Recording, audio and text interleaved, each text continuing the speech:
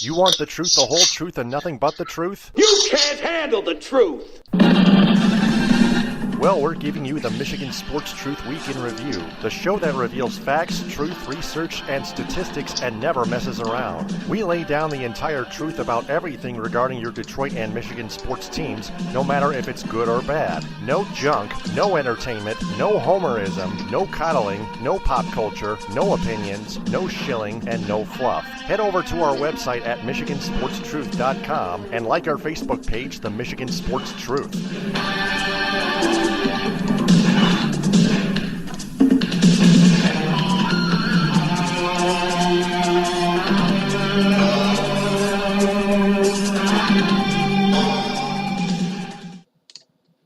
The hosts of the Michigan Sports Truth podcast do not take any suggestions or criticism from any member of its audience on how it should be run. It is up to the host to decide what they want to cover. They also do not intend to be any amount of popular in any way, shape, form, or fashion. Additionally, the views of the audience, right or wrong, do not reflect the actual truth revealed on this program.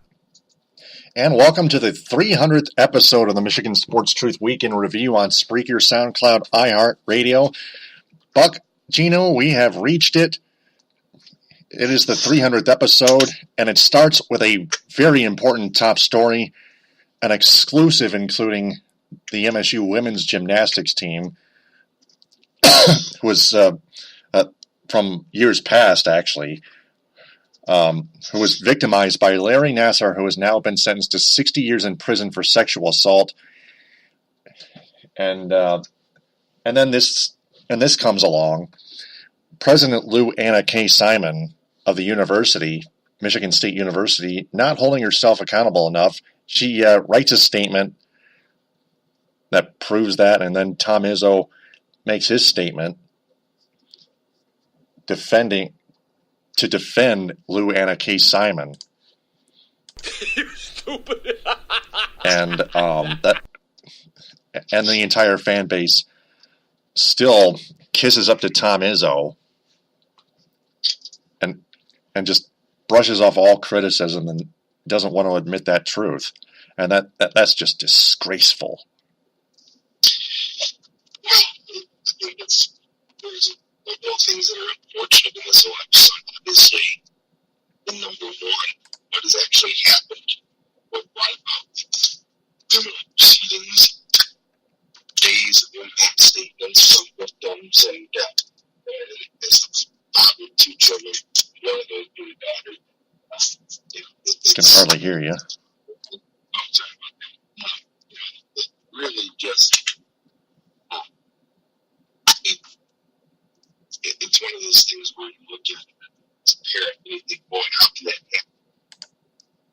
But what really would be infuriating even more is when you're looking at Michigan State, what it's attempting to do at first, giving confidence to somebody who knew of the situation well before the actual criminal proceedings took place and Larry Nassar was actually indicted and brought to justice. And that is it's really tough to say because we have this really bad situation with board of trustees from them who says they support the president, which is just mind-boggling given the circumstances. And then you have Coach Tom Izzo who's asked about the situation, and was he blindsided by the question? Was he not expecting somebody to ask him what he thought of the whole entire situation?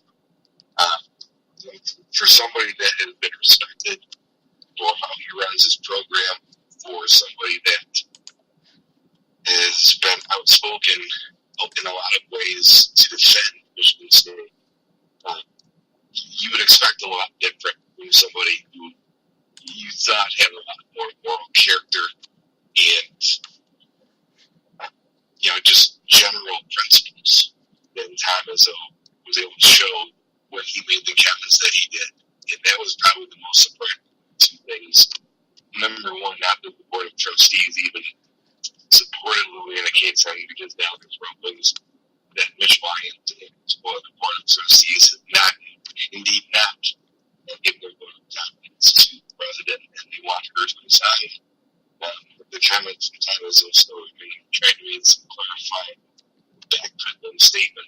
later on, damage already done. Mark Antonio was asked the same question, and I thought that he was able to articulate much more effectively what a proper answer should be. Now, did he come right up and say, in case I'm fires down? It's kind of hard to say when you're asked if your boss should quit or fire themselves, basically. It's a tough question for a lot of people to answer. But I think Mark D'Antonio came through and said it a lot better than Tom Izzo. And I think that another thing for both of those coaches is they probably, Mark D'Antonio, I don't think would have been better off saying nothing later said, because I think his statement was clear, concise. It wasn't as powerful as a lot of people would have liked it to be. But again, you're asking him, hey, should your boss quit or fire themselves because they did some really bad things? And everybody knows. That's basically what that question says that he was asked. And when asked that question, he didn't say that he would support his boss. He just said, hey, my boss has done good stuff for us, but hey, if other business happen, let's see where the cards play, and we'll take it from there. Again, not the perfect answer, but at least it was something that didn't say he supports the president, when it's pretty obvious that not only should she not be supported, but quite the opposite. And that was pretty unfortunate for Tom Izzo and Michigan State. That's not going to be something they can just walk away from. They can coach away, or they can explain away. This is going to be something that's there. And for all of the victims and the folks that are involved in that case, it was really disappointing that the pillar of the university chose not to speak out against the president and at least not give a vote of confidence to her, much like the Board of Trustees did. So that was probably the most disappointing thing of all, was that Tom Izzo, who many people, yours truly included, held in pretty high regard, even if you weren't a Michigan State kid. You enjoyed, or at least respected, how he ran his program and recognized the success and the things that go into that. That's everything. It's not just winning basketball games or losing basketball games. That's recruiting the right type of players. That is, other things included outside of athletics, how they represent the university. Tom doesn't say what he did and how he did, because it was pretty disappointing for a lot of people, and it was downright shameful to those that don't support him, because they have just another reason to go after him, specifically Michigan State. So the whole situation is not good, obviously, but those are the two things that were most disappointing. Is Michigan State, where in the Penn State situation, Jerry Sandusky issue, you had everybody that was within the organization or the university saying that Jerry Sandusky needed to go, and they got rid of him and Joe Paterno and pretty much everybody else in there relatively quickly. Whereas the fans of Penn State still to this day are apologists for those awful people and what they did. In Michigan State, you have the reverse. You have the fans or the general public calling for the head of the snake, so to speak, and that would be Lou Anna Simon, and where Nassar being convicted and being pled guilty to multiple charges, and now they're just deciding sentencing and giving him, and the victims are giving him statements to influence that sentencing.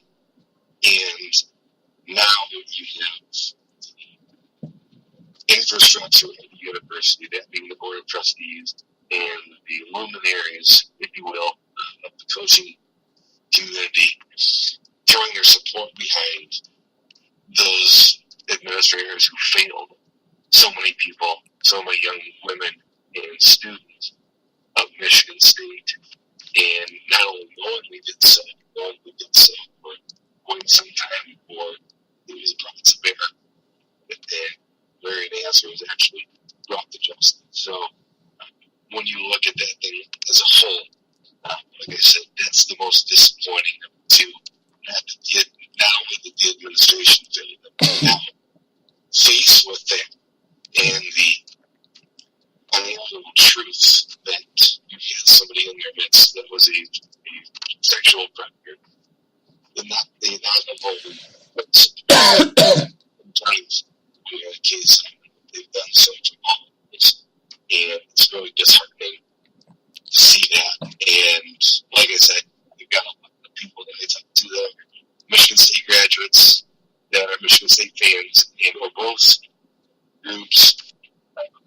Not one of them is saying that MST Simon should remain as the president.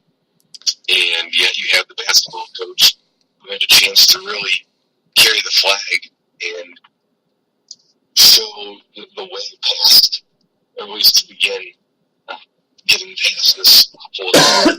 It's like chose to back the person that had done him all of those favors and all of those things over the last 23 years. I think that he's been here 24.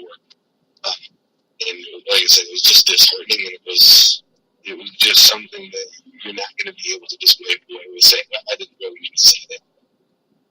What I meant was this. That's not how it was. So, the story will continue to unfold. There's a lot of things that are still happening. Like we said, the board of trustees, Mitch Lyons, who doesn't look like he's going to be seeking re-election. Quite frankly, probably wouldn't have won re-election if he had run again. Is now looking that he is calling for new MST Simon to step into resign her post. And we'll see what happens now. The next time the board of trustees meet, because before it was we support her, now it's well we can't support her, but there's we wanted to do that, but we voted and we said yes. So it is turning quickly. It does happen a lot of times when you have a big public outcry in Michigan State. And I think that what will happen eventually is a little bit of revisionist history about it. People say, of course you did. After they came out and said, we want her to stay, everybody told you were an idiot. And then you said you didn't. So, whether it be optics or maybe they had a change of heart after listening to some different things, we'll see how that plays out. But two really disappointing things, and I think much more disappointing about the two is Geno just really choosing to not only put his foot in his mouth, but to basically tell everybody that was involved in that situation as a parent or as a student that regardless of what happened, that he was in favor of the president who was the one that pretty much oversaw this, basically letting them off the hook and saying, okay, that's fine. She made a mistake, and she'll still be able to do that. And like I said, that was the most disappointing. The two things that have happened over the weekend with that situation. Yeah, and that's a mistake. Yeah, you can't condone. There's no way you should condone this. What went down? It's polluting the entire university, clearly, and it's the way the fan base is treating this. It's going the wrong way. Again, and it's just troubling and baffling. And like you pointed out, the story will continue to unfold. And fans and alumni saying, you don't want this person in charge. You don't like this. You don't like hearing all these things that didn't go on. This is just not acceptable. And you have Tom Izzo saying, well, I don't really exactly know what on, even though it's been all within the news. It's pretty much been displayed blow by blow what Larry Nassar did and whom. But I think that the president, even though it's been quite clear that there's been a massive institutional failure, and it's not just in the case Simon, but when you're the president, everything lands on your nuts. And she's the one that landed on. Nothing was done. So too late. And Tom Izzo is now, for better or for worse, whatever happens, he will be haunted by that response that he had. And again, I don't know if he was blindsided by it. I don't know if he was asking the same thing. He didn't think it was going to come out. I mean, he didn't think it was going to come out, but boy, it was just, he would have been better off saying, you know what, I really don't have a comment right now, other than, giving some token support for the victims. And even though it sounded a lot like a PC BS answer, at least would have been, at least it wouldn't have been support the president who stood by while all this happened. And like I said before, Mark Antonio was given a similar opportunity. He didn't support the president necessarily. He basically conveyed the same sentiments that he just said, but did it in a way that he didn't throw his support behind who had the assignment. And now you have Tom Izzo, who has a long coaching career, and if he's still going to be coaching, he's not going to be stopping after this year. That's going to be a tough one for him. It's a big one for him to take the L on, because that's the only way that can go. Yep. That's absolutely true. So, that said, speaking of Tom Izzo and the Spartans, Valentine for the win! They smashed the Indiana Hoosiers at home 85-57. They're still 9th ranked, even though Tum Tum Nairn scored 0 points. It's not really that's not really detrimental to considering Indiana is a bad team, and the Spartans still won by 28, like we expected them to. It was a rout. The same will probably go in Illinois when they go to Champaign and play the Illini on Monday at 9 on FS1. It's not going to be pretty. The Illini are 10-10. Spartans are still 9th ranked. The Spartans are still going to take good care of another bad team, and then on Friday they're home against the Wisconsin Badgers. They're a good basketball team. Friday at 8, and then they're at the Maryland Terrapins Sunday at 1 on CBS. But MSU a short schedule of a couple bad teams before they play Wisconsin and Maryland. They had one game this week. They were ranked 9th. I was kind of surprised that they didn't go out of the top 10. Seeing the teams that were below them, Kansas moved on, and a couple other teams that ended up losing last week ended up pushing them up, I think, back up to the top 10. You kind of like the one thing I'll say about college basketball for Michigan State is really nobody's handled the pressure. Right? Villanova's number 1, and Virginia's number 2, both of them lost. We'll see how that goes for them this week. Michigan State was handed the number 1 mantle earlier, and they couldn't handle the success, so to speak, losing their next 2 games, or losing the next 2 out of 3, I should say. So we'll see how that plays out. But you're right, short schedule does help them. I don't think they all of them in tomorrow's poll. I think they probably obviously go up because they won their only chance that they get played next week. So that's it. They do have to tune-up games, so to speak, before they get to Wisconsin. They beat Maryland by 30 this year, and they will be playing Illinois. So those games go the other way. And they'll have their test against Wisconsin, yeah, I think you're cutting off a little bit again. I don't know what's happening. We apologize for the technical difficulties, by the way.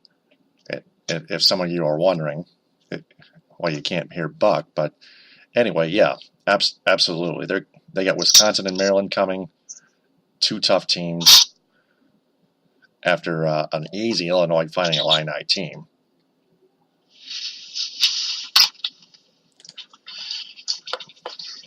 Also, I have an update on MSU football. Touchdown, MSU! The Spartans football program has named Mike Tressel as the lone defensive coordinator after ex-co defensive coordinator Harlan Barnett's departure, and then they added Paul Haynes as a secondary defensive coordinator, not a co-defensive coordinator, but a secondary defensive coordinator, kind of like an assistant head coach.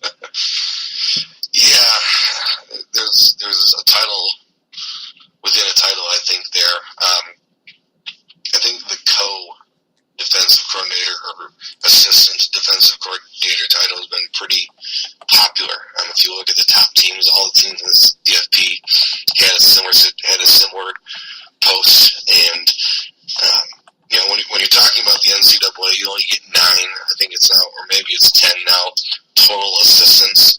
So you're going to start adding titles to guys because it affects not only their pay but also how many coaches you can have. So it'll be interesting to see who's actually doing the defensive play calling. It'll probably be Mr. Tressel, but obviously there'll be a lot of input from everybody else, including his assistants. It's one of those things that I think when you talk about co-coordinators, when it doesn't go well, people think there's too many cooks in the kitchen. When it does go well, people think the checks and balances are working out right. It ultimately comes down to the guys on the field.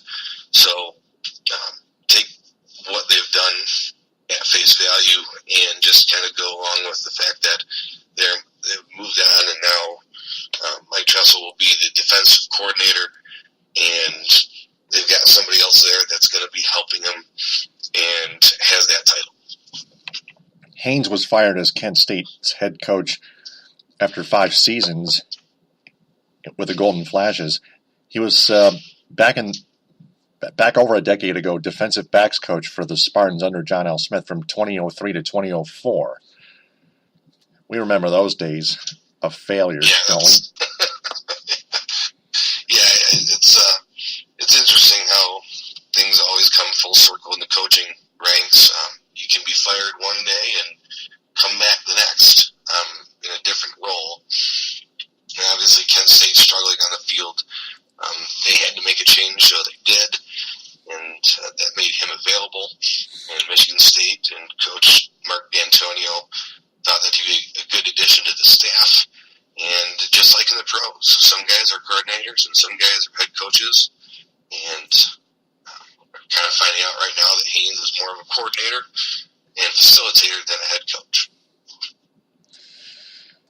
Now we go back to college basketball and the Michigan Wolverines. For 3, yes, sir! They edged the Maryland Terrapins, speaking of which, 68-67 on two-game winning free throws from Muhammad Ali Abdul-Rahman, who finished with 7 points total. But the Wolverines squeezed one out, and then they went into Nebraska last Thursday and got schooled by the Nebraska Cornhuskers 72-52. They only shot 37.5% and 22.2% from 3. 6 assists, 4 steals, and 2 blocks. Nebraska outstole them 9-4 and outblocked them 4-2. There were 19 fouls by the Wolverines, and only one Wolverine in double figures. That appeared to be Mo Wagner, I believe. But then they went back home and easily handled the Rutgers Scarlet Knights 62-47. It was an unwatchable game. We knew Michigan was going to win that one. Yeah, the Nebraska result was somewhat of a surprise. They just picked a bad day to have a really bad game. Nebraska came to play. They're playing at home, and it's not a fun place to play for a lot of teams in the Big Ten. Nebraska played well. Michigan didn't. That's kind of the story of that one. They turned the ball over and didn't shoot well, and when you do that in a basketball game, it's hard to win. And that was sandwiched in between 2 wins, one big one against Maryland, only 2 days removed, or 1 day removed, really, from the Michigan State win. And then they also won against Rutgers, and really not a great effort from them again, them being Michigan. But Rutgers not being a strong offensive team. Both teams didn't shoot well, but Michigan did just enough to win by 15. I don't know if they'll be ranked coming tomorrow. Again, it wouldn't be surprising either way if they were or they weren't. But that said, they're going to have to forge ahead. And now with that loss against Nebraska, they're going to have to fight their way back uphill to get back into the top 25 if they aren't. And they'll get to do so against Purdue on Thursday, a rematch of that game where they lost by 1 point to them at Chrysler Arena. And then they'll have Northwestern on Monday. So a one-game week now for Michigan after 3 in this last week. And they'll get some rest finally, and they'll travel to Purdue on Thursday and try to beat the Boilermakers at home. Game tips off at 7 o'clock on ESPN. Michigan probably won't be in the top 25 after losing by 20 at Nebraska. That said, the Wolverines still have some work to do. They'll try to look for revenge against Purdue. That's going to be tough against those third-ranked Boilermakers. The last I saw, they were third-ranked. Is that still the case? Yeah, I mean, it'll change tomorrow at some point when the polls come out, but don't see them moving too much in the polls. And that said, I don't expect them to fall very much, if at all. So they'll be playing a top 5 team on Thursday. Well, definitely, of course. Purdue's still a top 5 team. They crushed Iowa by 34 last Saturday afternoon in Iowa. The Hawkeyes are awful, beyond awful. Purdue was just way too powerful, whether it's on the road or at home. Yeah, and they smoked Wisconsin at home last Tuesday. Man. So, Purdue playing good right now, obviously, and laying waste to most of the Big Ten. And we'll see how that game shapes out on Thursday. Mm-hmm. The Central Michigan Chippewas lost to the Ball State Cardinals 82-76. Josh Kaczynski scored 6 points, better than 2 or 0, and then he scored 14 in a comeback 84-75 win at the Bowling Green Falcons. Kaczynski was perfect, in fact, 5 of 5 shooting, 4 of 4 from 3-point range. He keeps parking himself behind the arc, and he actually hit some. Wow. Bronx cheer, huh? Well, what I've said last week still holds true. Defensively, they're kind of a mess. They give up 75 and 82 points in their two games last week. They're going to have to find something defensively because right now, Geno Davis, he hasn't tinkered with the lineup yet, but they're defensively just they're not good. And when you can't play defense, you're going to have to outscore the other opponent and really outwork them because defensively they're not able to do the job. And they'll have 2 games against Miami, Ohio, and Kent State this week, and we'll see how that goes. But, when you're talking about trying to contend for a MAC title, trying to get a good seed in the MAC tournament, all those things, if you can't stop the other team, it's going to make it real difficult. And so far, they have not figured out what those defensive breakdowns are, or at least haven't been able to fix them. And even though they were able to split this week, I'm giving up still a lot of points. And that's going to be a problem for them if that trend continues. Yep. And then you got the Western Michigan Broncos still finding ways to lose. 73-71 at the Kent State Golden Flashes. Oh, by the way, the Chips are home against the Miami, Ohio Redhawks Tuesday at 7 and home against the Kent State Golden Flashes at 4:30. Flashes, again, like I just mentioned, beat the Broncos 73-71. Then the Broncos went into Buffalo and lost 84-74. Western's still can't buy a win in the MAC schedule. Can you believe that? Yeah, it's mind-boggling. They've only got 1 win in the conference so far, and that was against Ball State last week. CMUS too. Yeah, and they've got Toledo coming up Tuesday at 7. Which is a good team in the MAC, and then they've got Northern Illinois coming up on next Saturday. So that too.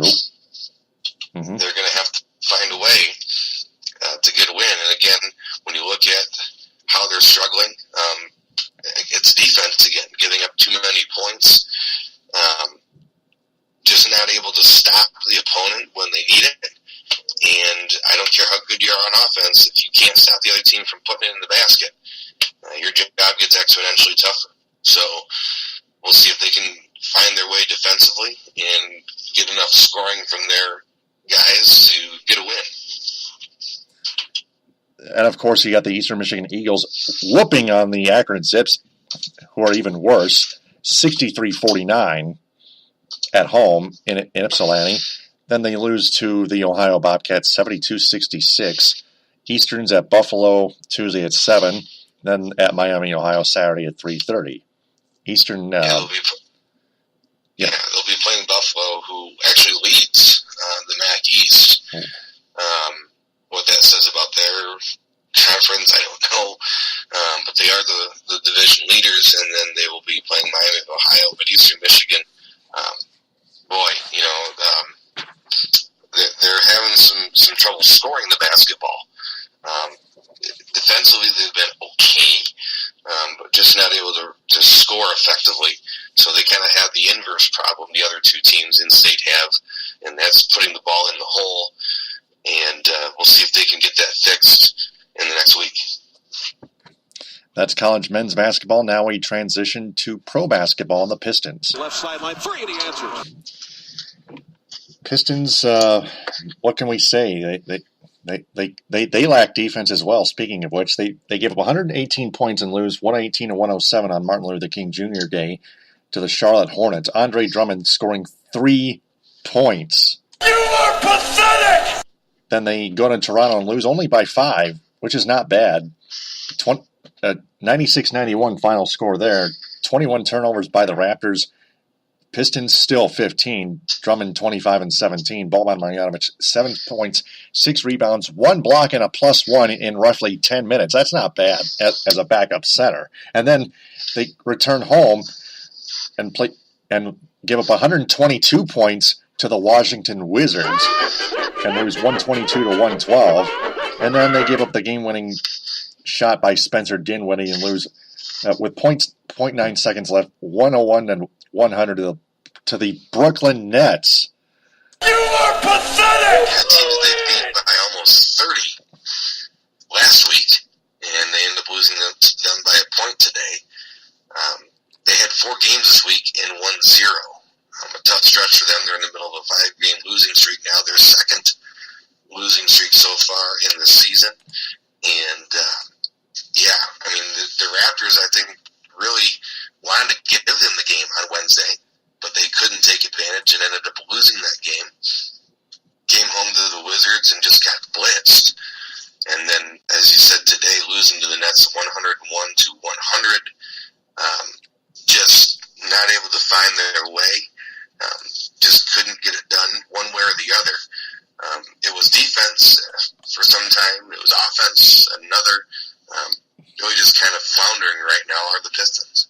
Yeah, let's dig a little deeper on that Dinwiddie game-winning shot. Dinwiddie is 6'6". Stan Van Gundy put Ish Smith only 6 feet flat to guard him. Andre Drummond backing up Ish Smith, and Spencer Dinwiddie still got the shot past Drummond and into the hoop with 0.9 seconds left. Another example of why the Pistons are lacking defense. Drummond, by the way, added only 7 points to go with his 14 or 15 rebounds. Sometimes there are some games that Drummond scores very little, very few points. That's inconsistency right there.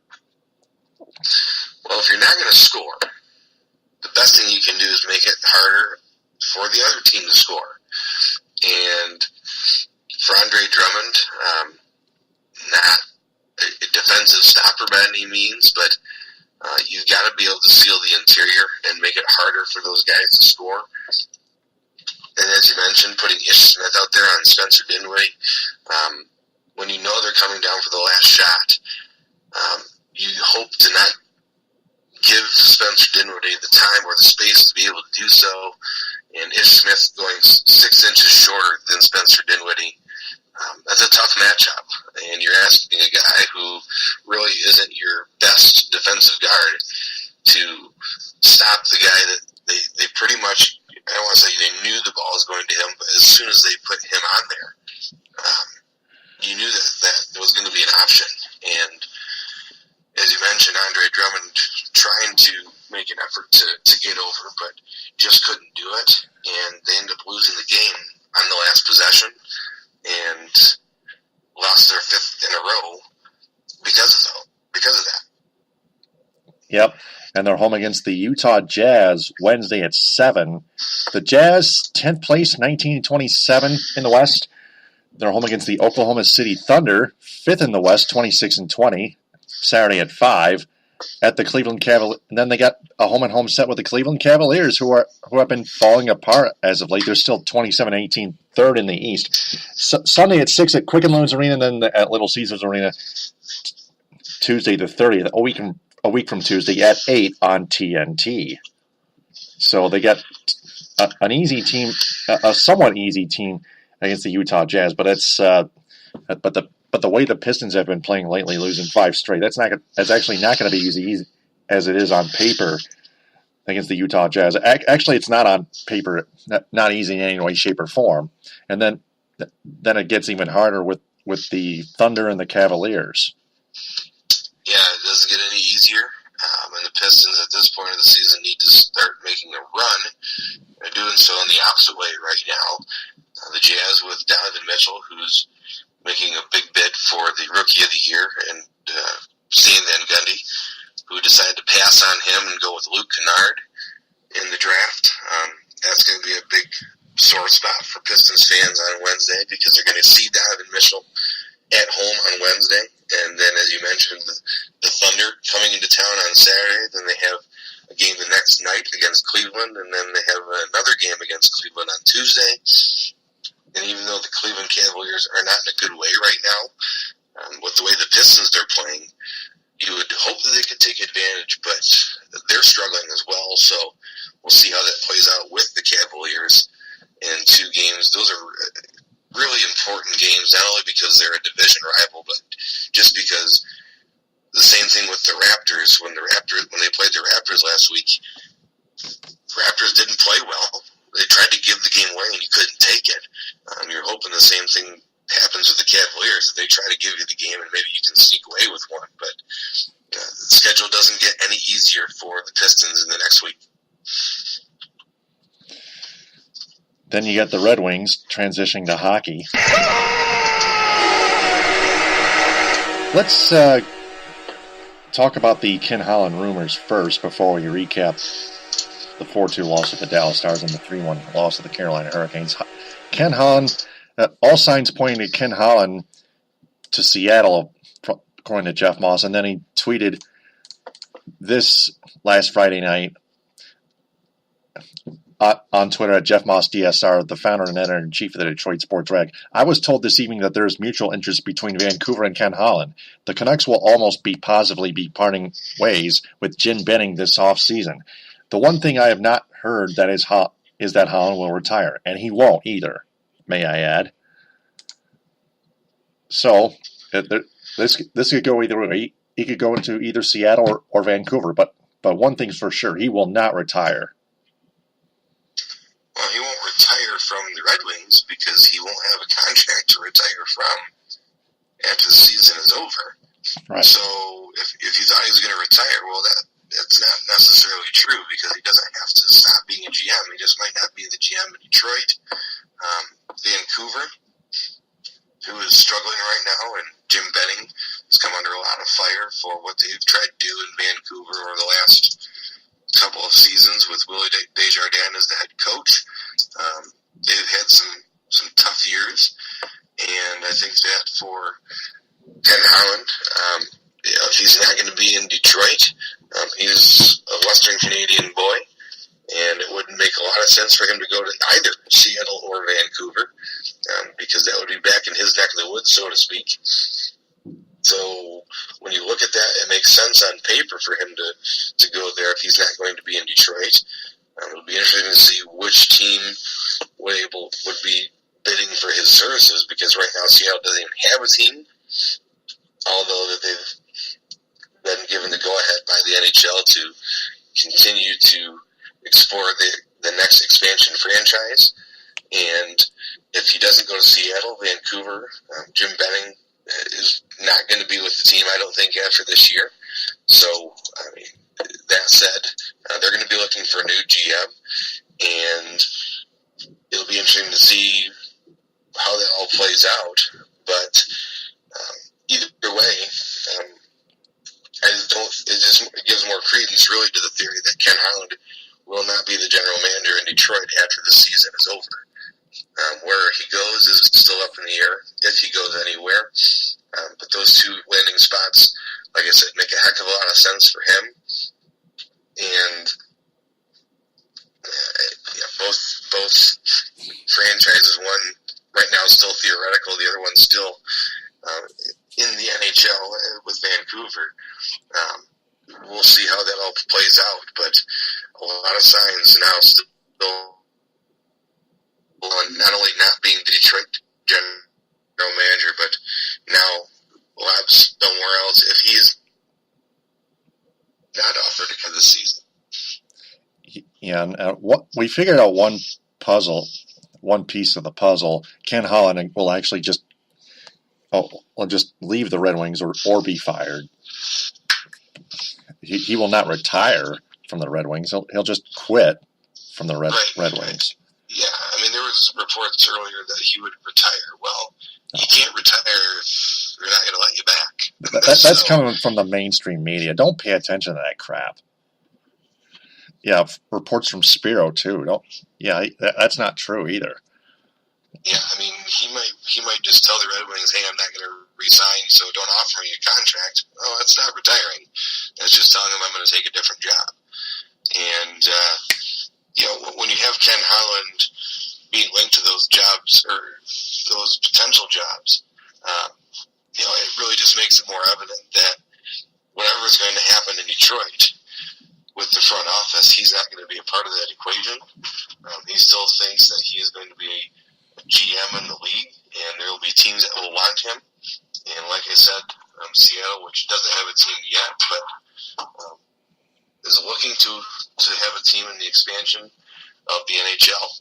And then they have the Vancouver Canucks, who are going to be parting ways with their GM. All signs point to that. So it would make sense that a GM that doesn't have a job would be linked to those two destinations. And say it again, Ken Holland, when you're putting his name to those jobs, there's smoke and there's also fire. He's probably not going to be Detroit's GM. If he's not going to retire and he still thinks he's got it, he's going to need a job. And those two teams right now have been named as heavy favorites to retain his services once he leaves the Red Wings organization. That's true. That's the whole story. So, that being said, the Red Wings now becoming third worst in the NHL after losing to the Stars and Hurricanes 4-2 and 3-1, like I mentioned before. Tyler Bertuzzi in that Dallas loss racked up 2 assists. He's becoming actually a valuable facilitator for the Wing Wheelers, and then they score only 1 goal to the Carolina Hurricanes. The Hurricanes also out of the playoff picture, but they still had a better record than the Red Wings anyway. So we knew the Red Wings were going to lose to them too. Yeah, not a good week for them.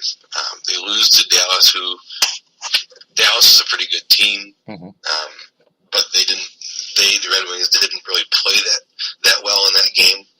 Dallas took advantage of a couple of iffy penalty calls, got some power play goals, and then they were able to use that to propel themselves to the victory. And then the effort against Carolina was subpar.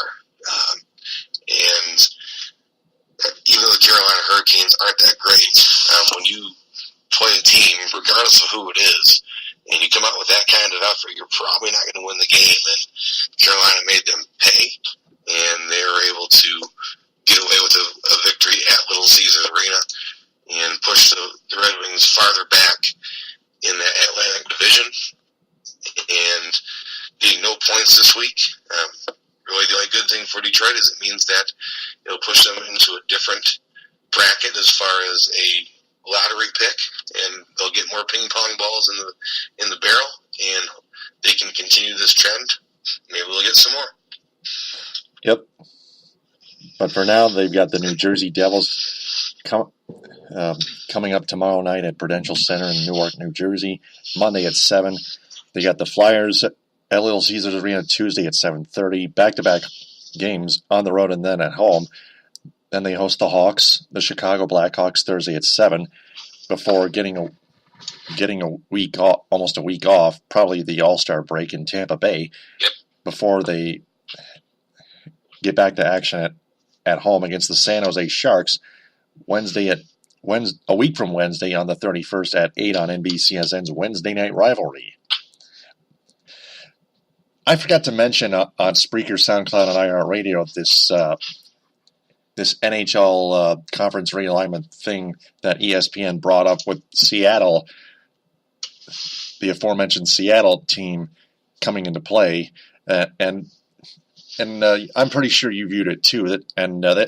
This is wrong. Especially with with ESPN moving the Red Wings back to the Western Conference just to meet up with the Blackhawks and the rivalry, just to renew the rivalry. My conference realignment concept was just geographically, and I had a compromising concept to go with it too. What if the Red Wings?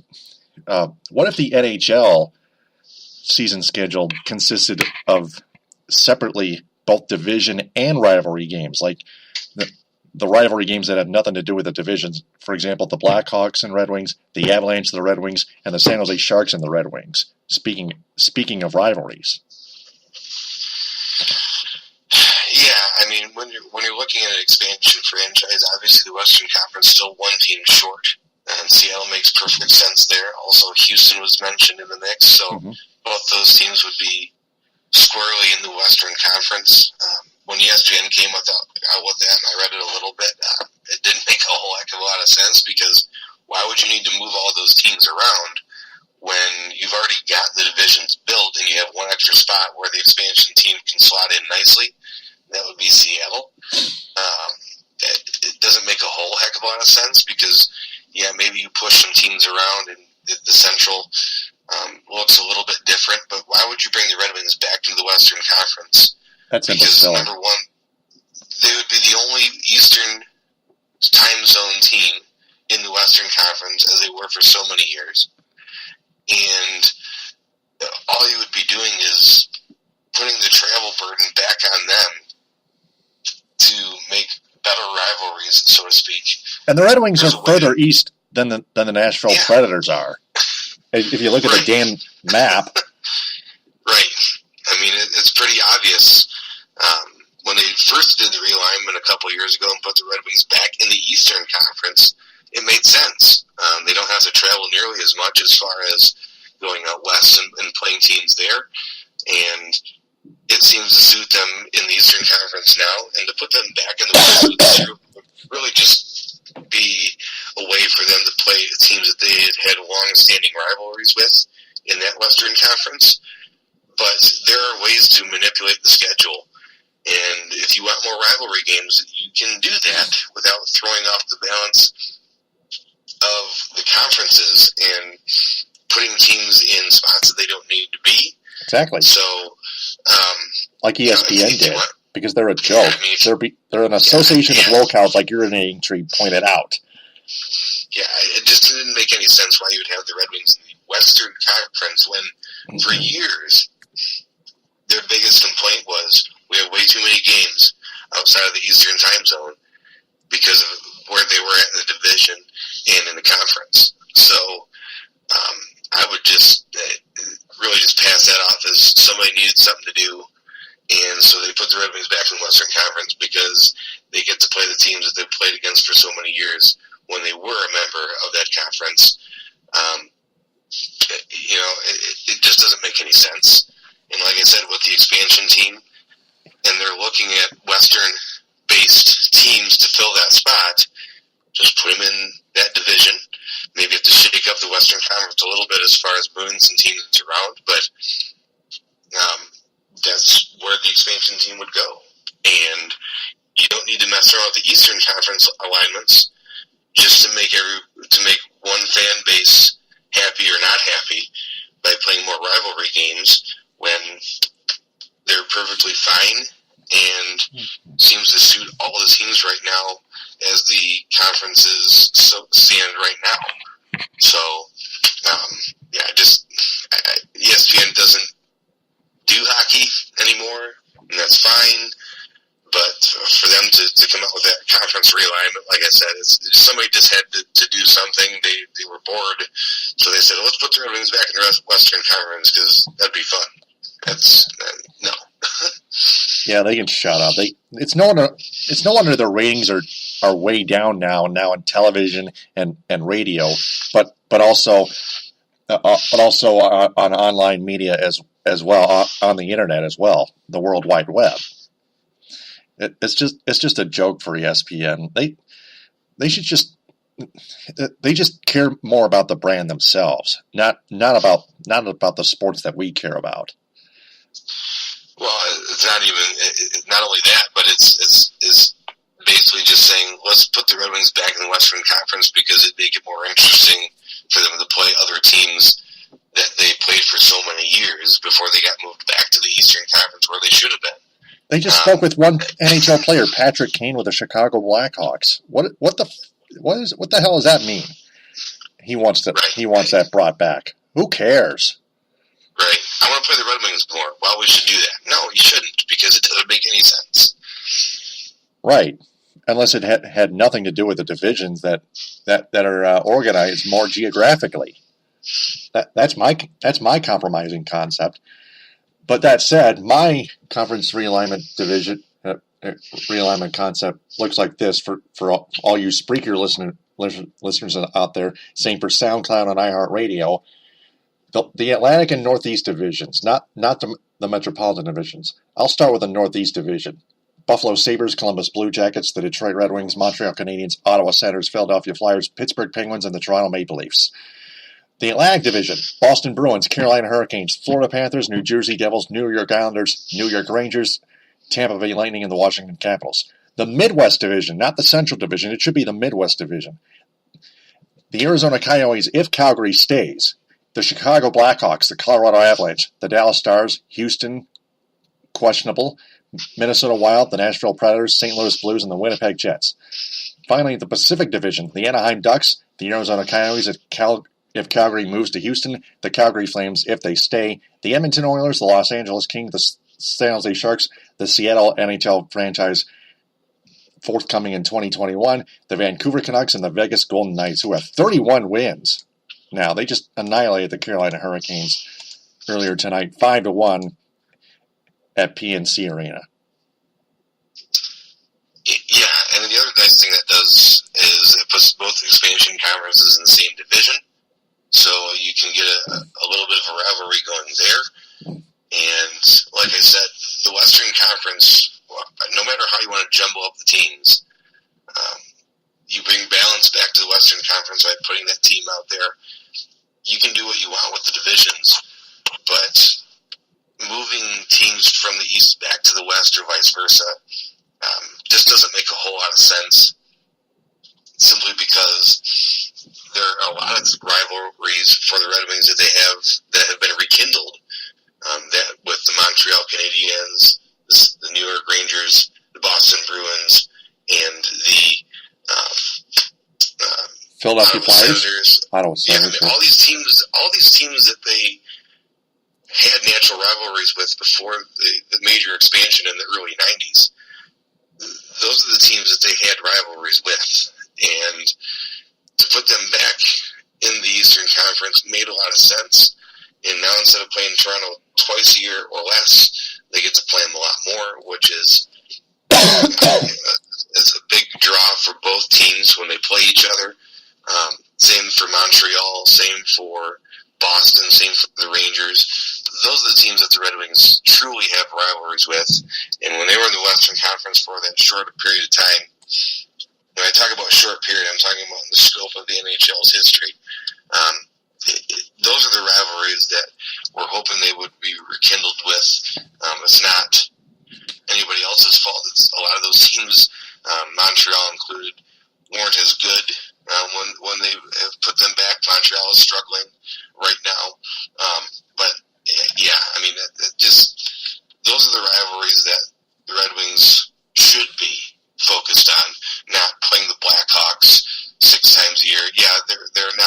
apart. But again, rejumbling the division so you can play more games against the Blackhawks and the Sharks doesn't do the Red Wings any favors, especially in their current state. So if they just put the expansion team, whether it be Seattle or Houston or whoever gets that spot, looking more like in Seattle every day, but put them in the Western Conference. You can mess around with those divisions how you want, and just leave the Eastern Conference alone because those teams are fine.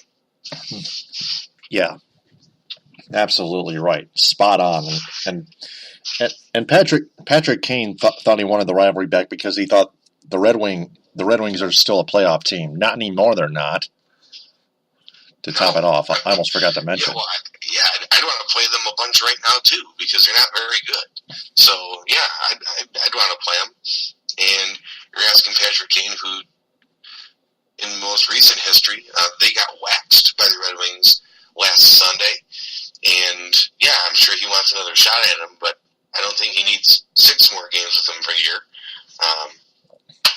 It's an unfortunate side effect of having the Red Wings in the Eastern Conference and the Blackhawks in the West. They don't get to play a lot anymore, but like I said, the Red Wings have plenty of teams in the Eastern Conference that they can renew acquaintances with and have done so the last 3 or 4 years. And it makes much more sense for them to play those teams in the current alignment that they have. Yep, that's absolutely true. Now we transition from hockey to football. Touchdown, Detroit Lions! The Matt Patricia pursuit for the Lions is narrowed even down more because the Tennessee Titans have hired Mike Vrabel from the Houston Texans. I think that it was an offensive coordinator as their new head coach. And then the Patriots advanced to the Super Bowl 52 with a comeback win, 24-20 over the Jacksonville Jaguars in the AFC Championship game in Foxborough, Massachusetts. Third Super Bowl trip in the last 4 years for Tom Brady and company, and Bill Belichick and Matt Patricia, of course. Those are the 2 more clues. The Lions are getting Matt Patricia as their new head coach. It's fine. It's almost that time. I can't wait. Yeah, I mean, it's becoming more and more apparent that Matt Patricia probably will be announced as the Lions head coach, but they can't do that until the Patriots are done. And right. Everybody, when you're watching the first half of today's game, people thought, well, maybe Matt Patricia will be the head coach on Monday. But then the Patriots were able to stage a comeback. Danny Amendola 2 touchdown catches, including the game winner. And so the Patriots will advance to the Super Bowl. So Lions and they'll probably win too. Yep.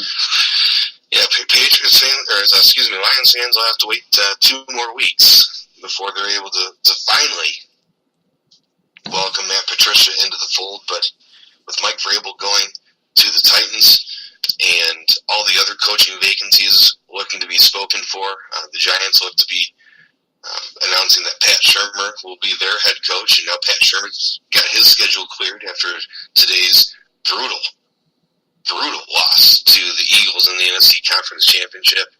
So once that domino falls, there really will be only one left to fall, and that will be the Lions head coaching position. And so when Matt Patricia finally ends his season as the Patriots defensive coordinator, logic would tell us that he is going to be the next Lions head coach simply by process of elimination. So all the speculation that was happening earlier, that's being more clearly defined now. And with Mike Vrabel being hired as the Titans head coach, that was really the last domino to fall, because a lot of people felt that if they didn't get Matt Patricia, Bob Quinn would go to Mike Vrabel through his New England connections and name him the head coach. But now that the Titans have done so, there's not a whole lot of options left. I don't think that Pat Shurmur's going to go to the Lions, so it's kind of one of those elementary school logic problems. If all these guys are gone, who's left? Well, Matt Patricia is really the only one that's left. He just is not in the position to be able to accept that job yet, officially. So Lions fans just get to wait 2 more weeks. And then when the Patriots end their Super Bowl run, whether it be losing or winning, I think they're probably going to beat the Eagles as well. But no matter what happens, the season will be over in finally, on the Monday after the Super Bowl, I think Lions fans will finally get to welcome their new head coach, and New England will be on the search for probably they'll be on the search for 2 new coordinators, and the race for filling the Detroit Lions staff and other staffs will also happen, because if Matt Patricia comes to the Lions, a lot of people think that he'll bring a couple of his defensive coaches along with him to fill coordinator positions or other positions, and we'll see what happens, but we won't get to see that at all until the Super Bowl is over. So all the speculation really at this point is just purely that speculation, and until the Lions can firmly say that Matt Patricia has been named the new head coach officially, just gotta hold on tight and wait for that season to end. It's only a matter of time. The only question about Matt Patricia is, can he bring the offense? Even with Lions offensive coordinator Jim Bob Cooter, who is still around in Detroit. Yeah, that's kind of the sticking point for a lot of Lions fans, and simply because they don't think that Jim Bob Cooter did a good enough job with Jim Caldwell as the head coach. There's not a lot of confidence that he'll be able to transform what was really an anemic offense in some parts, most specifically the running game, and get that turned around so that he can really get a whole competent offense around what Matt Patricia is going to bring on the defensive side. That said, I don't really think that Matt Patricia is going to have a whole lot of choice, because as you look at it, there's a lot of teams that have already filled those positions, and because he can't go out looking for coaches officially to fill his staff, if he's agreed in principle with Bob Quinn and the Detroit Lions, he's going to kind of have to scramble, because there's a lot of guys that will already be hired, and Jim Bob Cooter, who still is under contract with Detroit, kind of becomes the default guy. So what I could see happening is he keeps Jim Bob Cooter for 1 year, and then if they don't produce, then he goes out and finds another guy that is more to his liking, and somebody that he's actually going to be choosing instead of just being handed one because of his situation.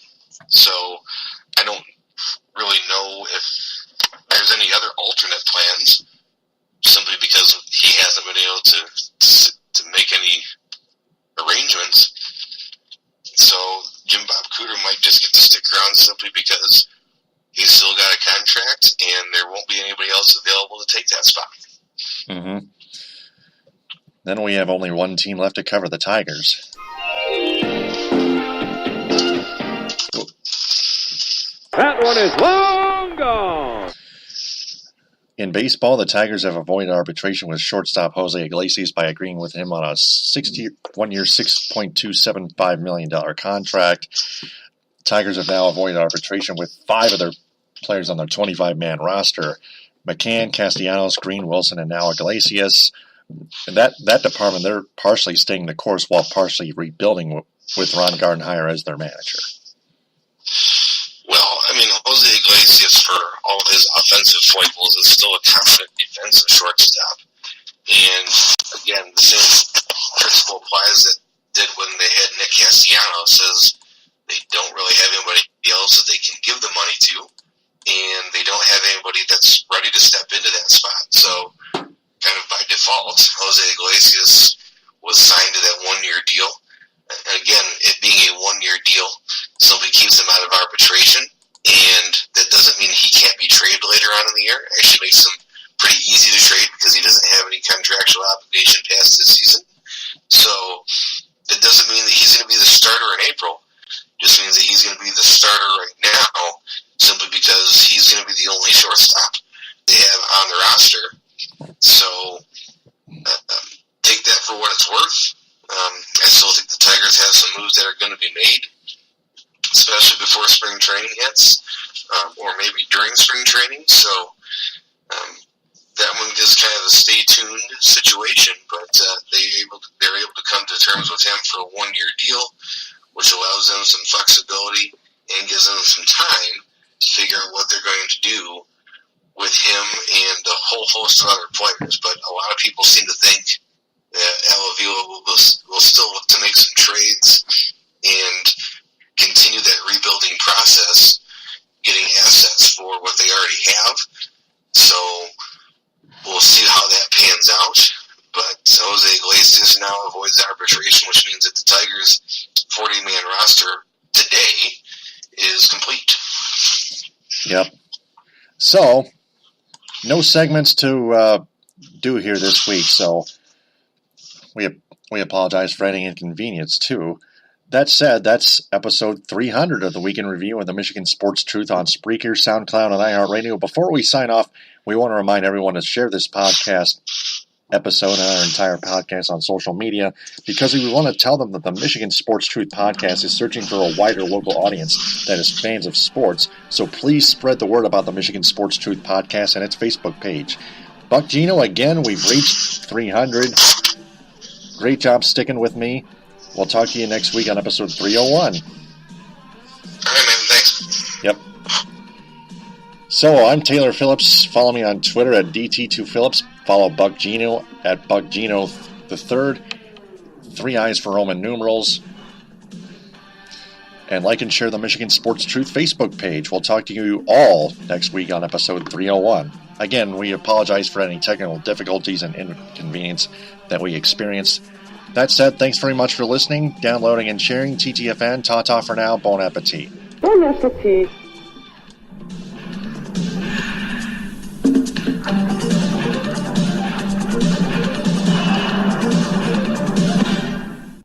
Transmission complete.